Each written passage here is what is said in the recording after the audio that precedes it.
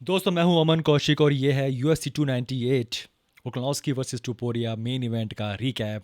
Obviously we have a new champion Ilia Topuria जिन्हें knockout किया Volkanovski को round 2 पे। उनके पास उनके हैंड्स में पावर है, ये तो हम सब लोग जानते थे, लेकिन क्या वो करंट चैंपियन को इस तरीके से रोक पाएंगे? फ्रैंकली मैंने ये एक्सपेक्ट नहीं किया था। जो राउंड 1 था जिस हिसाब से स्टार्ट हुआ, बहुत ही वेल कैलकुलेटेड, बहुत ही मेजर्ड अप्रोच यूज़ की वोल्कानोव्स्की ने।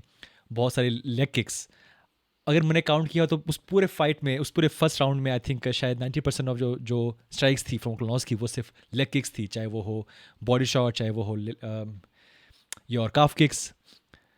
लेकिन नथिंग फ्रॉम द हैंड्स। वो डिस्टेंस कर मेंटेन कर रहे थे ताकि ज़्यादा पास ना जाए और ट्राइंग टू स्कोर। और आई थिंक जो राउंड 1 है वो सब जजेस ने उनको दिया आराम से, देर इज़ नो डाउट।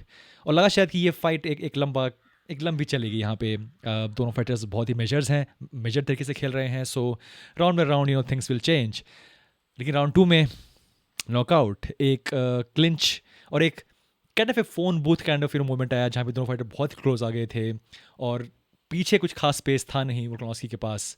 और एक बिल्कुल स्ट्रेट और cross right as a hook actually it's a combination basically. But yes, Volkanovski उस एक पंच के बाद जो कि ठीक उनके चिन पे लगा, ही वाज जस्ट डन। जिस हिसाब से वो गिरे, it was like a recap of on his last fight against Islam Makhachev. Um, but yes, Tuporia definitely he was sharp, he was waiting. जब फाइट ख़त्म हुई और जो फेस दिखाया गया, तो ऑब्वियसली टुपोरिया के फेस पे ज़्यादा डैमेज था, there is no doubt. But आप लोग जानते हैं कि डैमेज एक नहीं है क्राइटेरिया फाइट जीतने का। It's about winning the fight, चाहे वो सबमिशन चाहे हो नॉकआउट। और इस फाइट को जीता टुपोरिया ने। Now obviously will talk about Topuria as a new champion, लेकिन एक एक बड़ा एरा यहाँ पे ख़त्म हुआ है। एक ऐसा एरा जो कि शायद हम बहुत जल्द भूल नहीं पाएंगे। वोल्कानोव्स्की ने जिस हिसाब से अपने कैरियर को ड्राइव किया और जो ने फाइट्स पिक की, I think we can say he was the true warrior, he was the champion. हमारे पास बहुत सारे ऐसे नाम हैं आजकल जो कि अपने फाइट्स को पिक करते हैं, मैनेज करते हैं, लेकिन वोल्कानोव्स्की ने टफेस्ट फाइट को ढूंढा और उनको पिक किया। चाहे वो इस्लाम मकाचेव फाइट हो, चाहे वो शॉर्ट नोटिस इस्लाम मकाचेव फाइट हो, या फिर वो फाइट हो against max Holloway. 3 fights obviously. Now अगर मुझे कुछ मिस्टेक्स लगी उनके गेम प्लान के अंदर, और बहुत इजी है मेरे लिए किसी के लिए भी जो कोई फाइटर हार जाए तो उससे मिस्टेक्स निकालना, बट क्योंकि एक इतना बड़ा मोमेंट था जहाँ पे एक वेल एस्टेब्लिश चैम्पियन, फ्रैंकली उनके आई थिंक वो उस एरा पे बिलोंग करते हैं जहाँ पे उस टाइम पे चैम्पियन थे उस्मान, चैम्पियन थे फ्रांसिस इंगानू, अडसानिया, उस एरा से वो बिलोंग करते हैं। And so let's talk about that कि क्या मिस्टेक्स हुई। जब वो केज में एंटर हुए, और मे बी ये बहुत ही एक सिली सी चीज़ है, वहाँ पे कौन खड़ा है? वहाँ पे खड़े हैं फेसबुक के और now Meta owner Mark Zuckerberg. My question is क्यों? वाई मार्क, जो कि सबसे maybe one of the most wealthiest people हैं इस पूरे वर्ल्ड के, वो वहाँ पे खड़े हैं? और एक तरीके से लगा कि जो स्पॉटलाइट है वो चली गई ऑन मार्क देन वोल्कानोव्स्की के ऊपर।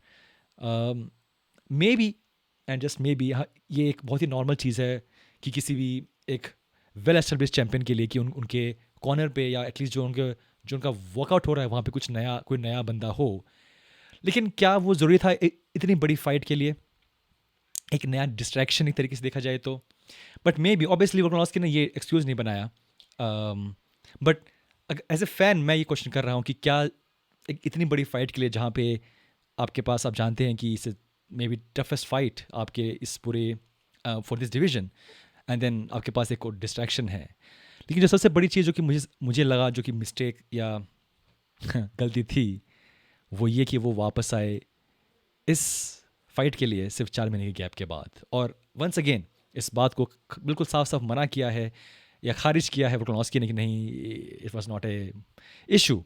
But I think it was a issue, because जो पंच उनको लगा जिससे वो बिल्कुल गिर गए और नॉकआउट हो गए, 3 साल पहले का वोल्कानोव्स्की शायद वो पंच खा जाता, ऐसा मेरा मानना है। और ऐसा इसलिए बिकॉज वोल्कानोव्स्की ने इससे पहले भी कुछ ऐसी फाइट्स खेली जहाँ पे उनको स्ट्रेट पंचेस लगे हैं, बट देन मे बी शायद वो स्टम्बल हुए, लेकिन वो ऐसे नॉकआउट नहीं हुए। तो हाँ, मे बी हम कह सकते हैं कि यार जो पावर है इलिया के हाथों में वो बहुत ज़्यादा है, मे बी। बट शायद ये भी बात हो सकती है कि जो चिन है अब वोलोनस्की पे, वो अब ख़त्म होने लगी है।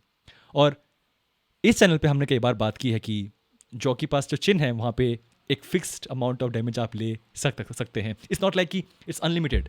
और वोलोनस्की ने जो नॉकआउट हुआ वो बहुत ही ब्रूटल नॉकआउट था अगेंस्ट इस्लाम मकाचेव, और उसके बाद वापस आना बिना एक प्रॉपर गैप लिए। अगर शायद वो गैप लेते, शायद होता गैप 1 साल का या 10 महीने का, शायद वो ये पंच भी खा जाते और शायद उससे उभर जाते। बिकॉज उन्होंने ऐसे पंचेस बहुत बार पहले भी खाए हैं और वो उससे उभर गए, लेकिन इस बार वो पंच नहीं झेल पाए। सो मेरे मन में सवाल डेफिनेटली है कि क्यों, क्या ये पॉसिबल है कि उनकी जो चिन है वो अब होने लगी है थोड़ी सी वीक, और इसलिए वो पंच जो कि शायद वो 3 साल पहले शायद वो झेल जाते, या may be before Islam fight वो झेल जाते, वो अब नहीं झेल पाए। जो थर्ड थिंग मेरे माइंड में वो ये है कि ओवरऑल जो अप्रोच थी, may be he was very cautious, बहुत वो कॉशियस थे। और हु एम आई टू जज, मे बी शायद यही अप्रोच सही होनी चाहिए इस ऐसी फाइट के लिए। बट जब वो इतना बच के खेल रहे थे, तो जो फाइनली जब वो फ़ोन बूथ मोमेंट आया, जब बिल्कुल बहुत आमने सामने आ गए, वहाँ पे शायद मुझे डिफेंस करने के may be he should have done something different. Again like I said, may be हारने के बाद आप कुछ भी बहाना मार सकते हैं कि यार ऐसा हुआ होता, वैसा होता तो कैसा होता, तो वैसा होता। बट अगेन ये जो 3 चीज़ें मेरे माइंड में हैं, बट येस, एज में भी फैक्टर, चिन में भी factor, overall game plan can factor, but there lot of factors. But हाँ, एज ए फैन हमें हक है ये क्वेश्चन करेगा कि ऐसा वो हुआ, ऐसा क्यों हुआ। और मे बी शायद जो लोग कहेंगे कि मे बी शायद Topuria is too good, maybe just Topuria is so powerful कि उनके पंचेस का कोई जवाब था नहीं फॉर्मर चैम्प के पास। But yes, overall it was a great run. जो उनकी फाइट्स थी अगेंस्ट लॉट ऑफ अपोनेंट्स, खासकर मैक्स होलवे, जो मैक्स होलवे रॉयलरी बहुत ही बेहतरीन थी। His fight against Brian Ortega, one of the best fight maybe. But yes, overall now एक ग्रेट एरा एंडेड और एक नया एरा स्टार्ट हुआ है ऑब्वियसली, जो कि है इलिया टुपुरिया का। सो यस दोस्तों, it was definitely a very very remarkable event. हम इस फाइट को बहुत याद रखेंगे। और जो ये एरा था, अगर ये ख़त्म हो चुका है, ऑब्वियसली दे रीमैच पॉसिबल है, वो सब चीज़ें हैं, लेकिन अगर ये एरा ख़त्म हो चुका है, सो हम इस एरा को याद रखेंगे और हम करते हैं वेलकम इस न्यू एरा को, इलिया टुपुरिया के एरा को।